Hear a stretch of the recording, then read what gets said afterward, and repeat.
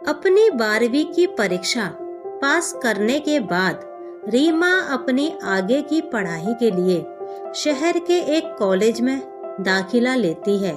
इसी कॉलेज के पास ही एक गर्ल्स हॉस्टल था, जिसका किराया कम होने की वजह से वहाँ कई लड़कियाँ रहती थीं।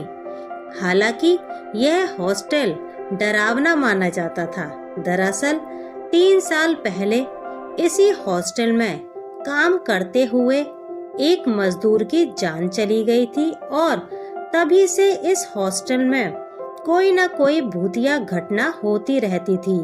हॉस्टल में रहने वाली लड़कियों को हिदायत दी गई थी कि रात के वक्त सभी अपने दरवाजे हमेशा बंद करके ही रखें। आज रीमा का हॉस्टल में पहला दिन था, लेकिन पहले ही दिन से हॉस्टल में रहने वाली लड़कियों ने उसे कुछ ऐसी डरावनी बातें बताईं, जिससे उसे हॉस्टल में रहने से डर लगने लगा।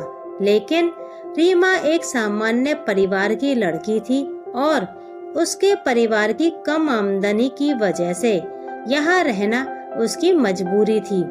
हॉस्टल में रात होते ही कुत्तों के रोने की आवाजें सुनाई देने लगती हैं, जिससे लड़कियों को घबराहट हो रही थी। हालांकि पहले से रहने वाली लड़कियों को ऐसी आवाजों की आदत थी, इसलिए उन्हें तो कोई खास फर्क नहीं पड़ रहा था। लेकिन रीमा रात भर जागती रहती है। अगली सुबह रीमा अपने कमरे से बाहर निकलती है। उसे उसके कमरे के बाहर एक डरावनी गुड़िया रखी हुई दिखाई देती है। गुड़िया का खौफनाक चेहरा देखते ही रीमा चिल्लाने लगती है। उसकी आवाज सुनकर कई लड़कियां अपने कमरे से बाहर आ जाती हैं और गुड़िया देखकर वह भी दहशत में चीखने लगती हैं। सभी लड़कियों का शोर सुनकर हॉस्टल का चौकीदार अंदर आ जाता है। लड़कियां उससे पूछती हैं कि यह गुड़िया यहाँ किसने रखी। हॉस्टल का चौकीदार कहता है, मुझे नहीं पता, मैं तो रात भर अपनी ड्यूटी पर था। मेरे सामने तो हॉस्टल के अंदर कोई भी नहीं आया। चौकीदार गुड़िया को उठाकर बाहर कचरे में फेंक देता है। रीमा का हॉस्टल में पहला अनुभव ही डरावना था। वह किसी कदर अपने डर को काबू में करते हुए बाकी लड़कियों के साथ अपने कॉलेज पहुंच जाती है। कॉलेज में सारा दिन हॉस्टल की उसी गुड़िया की चर्चाएं चल रही थीं, जिससे रीमा का दिमाग खराब हो चुका था, क्योंकि वह पढ़ने आई थी, लेकिन यहाँ उसे कुछ अलग ही माहौल मिल रहा था। कॉलेज की छुट्टी होते ही वह अपने हॉस्टल पहुंचकर कमरे का दरवाजा खोलती है। अचानक उसे उसके बिस्तर पर वही डरावनी गुड़िया बैठी हुई नजर आती है। वह जोर जोर से हॉस्टल की लड़कियों को आवाज लगाती है और जैसे ही लड़कियां आकर देखती हैं, वहाँ कुछ भी नहीं होता। रीमा अपनी बात पर जोर देते हुए कहती है, मैंने अभी उस गुड़िया को यहाँ देखा है, पता नहीं कैसे अचानक गायब हो गई। रीमा धीरे धीरे डर के काबू में आती जा रही थी। हर रात उसे खौफनाक सपने आने लगते हैं। एक दिन रीमा सुबह सुबह अपने हॉस्टल में टहलने निकलती है।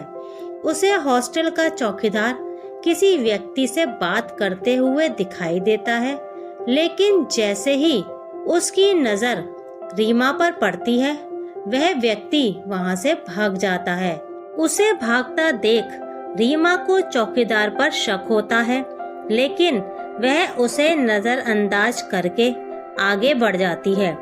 कुछ देर बाद वापस आते ही रीमा देखती है कि चौकीदार वहां नहीं है, लेकिन उसका कमरा खुला हुआ है। वह चौकीदार के कमरे के अंदर घुस जाती है। दरअसल रीमा को लग रहा था कि चौकीदार बाहरी लड़कों को हॉस्टल की लड़कियों की जानकारी देता होगा, इसलिए वह उसके बैग को चेक करती है। बैग के अंदर उसे बहुत से पैसे रखे हुए दिखाई देते हैं, जिन्हें देखकर वह सोच में पड़ जाती है कि छोटी सी नौकरी में चौकीदार ने इतने सारे पैसे कैसे इकट्ठे कर लिए। अचानक चौकीदार का मोबाइल फोन बजने लगता है और वह अगले ही पल अपने कमरे में आ जाता है। चौकीदार के आने से पहले रीमा कमरे में रखी अलमारी के पीछे छुप जाती है और चौकीदार की बात सुनने लगती है। कुछ ही देर में उसे पता चलता है कि हॉस्टल में भूत की अफवाह किसी के कहने पर फैलाई जा रही है और यह वही व्यक्ति है जिससे चौकीदार बात कर रहा है। रीमा तुरंत चौकीदार को रंगे हाथों पकड़ लेती है। रीमा को देखते ही चौकीदार हक्का बक्का हो जाता है और अपने कमरे से भागने लगता है, लेकिन रीमा के आवाज लगाने पर कुछ लोग चौकीदार को दबोच लेते हैं। रीमा भीड़ के सामने चौकीदार को गुस्से से कॉलर पकड़कर पूछती है, बताओ हॉस्टल के भूत के बारे में तुम क्या जानते हो, वरना तुम्हें पुलिस के हवाले कर देंगे। पुलिस का नाम सुनते ही चौकीदार के पैर कांपने लगते हैं और वह तुरंत ही हॉस्टल में भूत की अफवाह फैलाने की बात कबूल कर लेता है। चौकीदार बताता है कि यह हॉस्टल एक व्यापारी खरीदना चाहता है, जिसके लिए उस व्यापारी ने 3 साल पहले हॉस्टल के अंदर मजदूर के साथ हुए हादसे का जमकर फायदा उठाया और तभी से वह चौकीदार को पैसे देकर आए दिन कोई ना कोई डरावनी हरकतें करवाता रहता है, जिससे इस हॉस्टल का नाम बदनाम हो जाए और हॉस्टल का मालिक मजबूरी में इसे कम से कम कीमत में बेच दे। चौकीदार के जुर्म कबूल करने पर वहां मौजूद लोग तुरंत पुलिस को बुला लेते हैं। पुलिस मुख्य अपराधी को चौकीदार की सहायता से गिरफ्तार कर लेती है। जैसे ही हॉस्टल की लड़कियों को नकली भूत की कहानी पता चलती है तो उनकी जान में जान आ जाती है और सारा डर खत्म हो जाता है। सभी लड़कियां रीमा की बहादुरी भरे कारनामों की खूब तारीफ करती हैं।